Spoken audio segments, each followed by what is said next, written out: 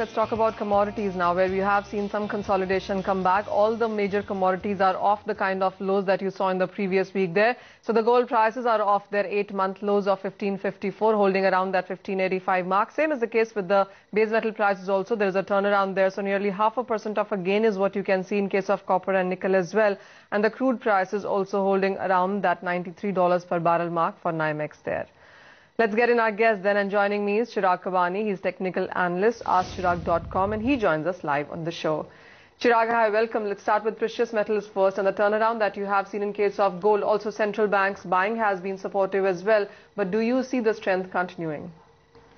See, if we look at the gold prices in the last 2 weeks, they had fallen down quite heavily. It had broken the important support level of 1610 and the 1625 levels, and now it's constantly trading below that levels.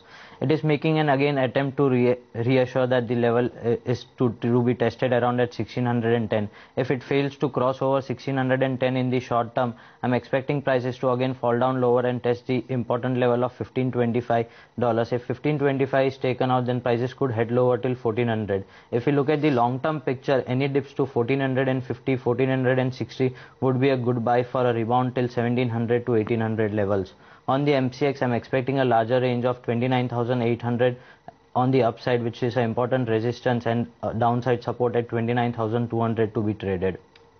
Chirag, how would you look at the base metal prices, especially copper, because the latest data that the PMI numbers that have come in from China are slightly on the weaker side, easing from the 2-year highs that we saw in the previous month. Would that give you enough impetus to start selling the space? See, if we look at the COMEX copper chart, in the last week, it made an important top around February 21st with record volumes of more than 1,25,000 contracts, and after that it has been cracking like nothing. It has fallen down more than 7 to 8%. It is still weak on the charts. I'm expecting further downside levels on MCX till 405 to 410. But looking at the intraday trade, one can wait for a rise to come around till 424 and then take fresh shots with a stop loss above 424 for intraday target till 416. Well, absolutely. After 5% of decline in the previous week, there are charts that have spoiled for that one.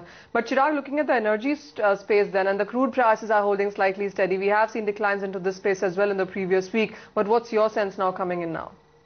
If we look at the hourly charts of NYMEX crude, they have been making a short-term bottom around the support levels of 92.50, which is an important support which is being held since the last month.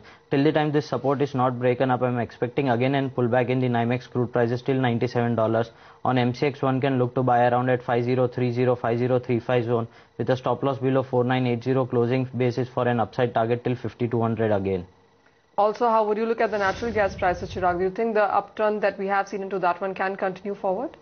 Natural gas prices have consolidated since the last 3 weeks in a small range of 172 to 183. It has formed an important base at this level. Now, till the time prices are trading above the important support level of 175, I'm expecting this pullback to continue till 194 levels. One can look to buy it on any dips around till 179 with a stop loss below 176 for an upside target till 194 in the short term on natural gas.